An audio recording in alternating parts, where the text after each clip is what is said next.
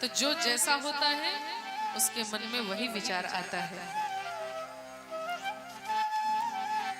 अच्छा, एक छोटी सी कथा मुझे याद आ रही है। जो जैसा होता है उसका विचार वैसा ही होता है।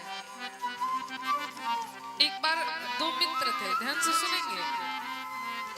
दो मित्र थे, दोनों बड़े पूजा पाठ का धर्म कार्यों में मन नहीं लगता था, बहुत बड़े व्यापारी थे। एक बार गलती से किसी के सत्संग में, संत के सत्संग में पहुंच गए। संत ने कहा, देखो भैया, उतना ही संग्रह करना चाहिए जितना कि जीवन चल पाए।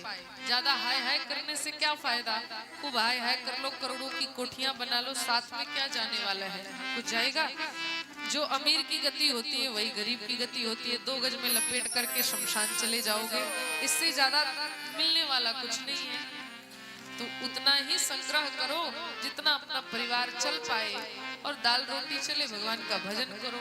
ऐसा समझाया तो उसमें से एक मित्र को बात तो समझ आ गई, लेकिन दूसरे को समझ नहीं आई। अब वो क्या करता, दिन रात अपने नींद को हराम करके व्यापार में लगा रहता। और उसका मित्र जो था वो समझ गया और बहुत समझाने का प्रयास किया, मित्र छोड़ो ये सब, भगवान का भजन करो। उसको बात समझ नहीं आई। तब इसने विचार किया कि ऐसे नहीं समझेगा, इसको लेकर शमशान चलते हैं। ये जब अपने प्रत्यक्ष आंखों से देखेगा ना, तभी इसको बात समझ आएगी कि तुम्हारे जैसे कितने बड़े बड़े उद्योगपति आए और चले गए महाराज, इसी तरह मिलना जुलना कुछ नहीं है। मित्र को लेकर के आया, 1 घंटे तक समझाता रहा। कम से कम वहां पर 50-100 लाशें आई, जली महाराज।